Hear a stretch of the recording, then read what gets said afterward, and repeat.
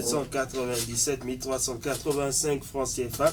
C'est le budget exercice 2025 de la commune de Parakou. Il a été adopté à l'unanimité la semaine dernière seulement, vous le savez, lors de la session budgétaire tenue au niveau de l'hôtel de ville. La troisième ville à statut particulier du Bénin tient donc son budget 2025. C'est bien cela, Jacques Degbé? Oui, bonjour. Bonjour, René Soglo. 4 milliards 95 millions 297 385 francs CFA. C'est un budget ambitieux, c'est un budget en hausse de près de 220 millions de francs CFA par rapport au budget primitif de l'année 2024, soit une hausse de plus de 5%. C'est un budget bien sûr équilibré en dépenses et en recettes que les conseillers municipaux de la cité de Kobourou ont validé mardi 29 octobre dernier lors de la 4e et dernière session ordinaire de l'année, qui n'est autre que la session budgétaire. C'est une tradition dans l'ensemble des 77 communes de notre pays.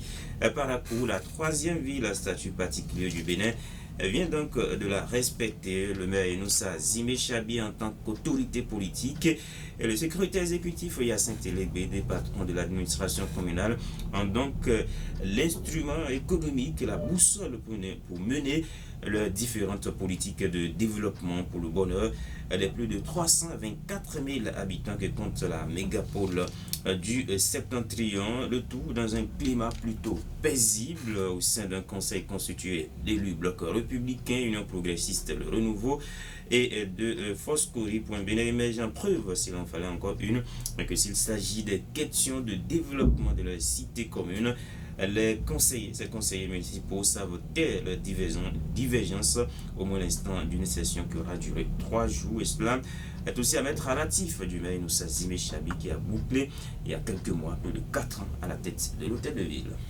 Alors, 4 milliards 95 millions de francs CFA, c'est beaucoup d'argent. Ouais, beaucoup d'argent.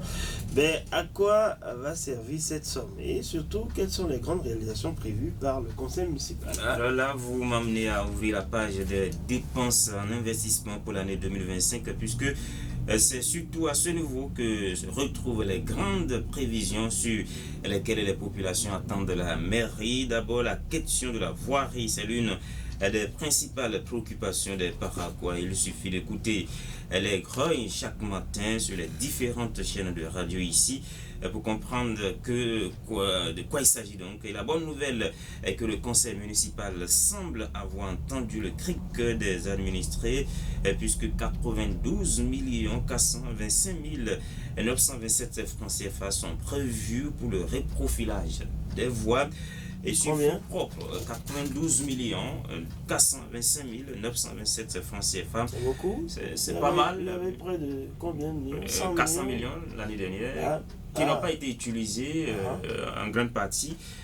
On a diminué cette année, peut-être également à cause de la deuxième phase de l'asphaltage qui normalement devrait commencer. Et ça va se faire sur fonds propres, s'il vous plaît. Le même montant est voté pour l'ouverture des voies, c'est-à-dire 92 millions et quelques sont également dégagés pour l'ouverture des voies. L'installation de la voirie, la réhabilitation de feux tricolores, pour être plus précis, va coûter 10 443 307 francs CFA comme en 2024. Encore faudrait-il que cette somme soit consommée cette fois-ci, puisqu'en 2024, c'était 0% de taux d'exécution à ce niveau. Conséquence, eh bien, les feux tricolores ne fonctionnaient pas. Ne fonctionne que très rarement et je ne vous parle même pas des nombreux cas d'accidents que cela crée. Toujours chapitre des dépenses d'investissement, rubrique ouvrage d'approvisionnement en eau potable AEP. La mairie veut débloquer pour 2025 60 287 360 francs CFA contre 41 millions en 2024, de quoi accompagner les efforts colossaux du gouvernement en matière d'approvisionnement en eau potable à Parakou, alors que la deuxième phase du projet d'approvisionnement en eau potable est actuellement en cours dans plusieurs quartiers de la ville. Ajouté à cela, la réalisation des caniveaux, de latrines publiques, les près de 300 millions de francs CFA prévus pour la construction de centres de santé, le bâtiment à usage artistique, culturel et sportif évalué à 322 300 000 francs CFA, ou encore les 79 700 17 365 francs CFA débloqués pour l'agriculture. Ce sont de grandes réalisations qui sont donc prévues pour l'année prochaine par le conseil municipal et on ne pourra pas tout citer ici, mais si ces réalisations sont effectivement concrétisées, on aura réduit les grognes des populations qui ne demandent que des résultats et non des excuses à les autorités. Alors, il n'y a pas que les dépenses en investissement qui soient prévues. Il y a aussi, chez René Soglo, vous en doutiez, les dépenses de fonctionnement.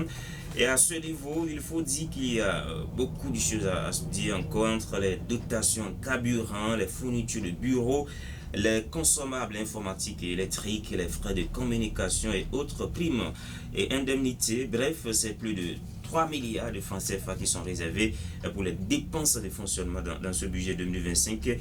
Dans ce chapitre, par exemple, les frais de mission à l'extérieur, à l'intérieur des élus oscillent autour de 25 millions de francs CFA, les salaires des conseillers à 234 889 000, les honoraires et frais divers à 55 300 000 francs CFA, les traitements de salaire qui s'élèvent à 366 128 146 francs CFA. Bon à savoir aussi pour 2025 une subvention de 10 millions pour les coûts de renforcement et travaux dirigés prévus dans le collège à Paracou. Donc cette subvention a été votée.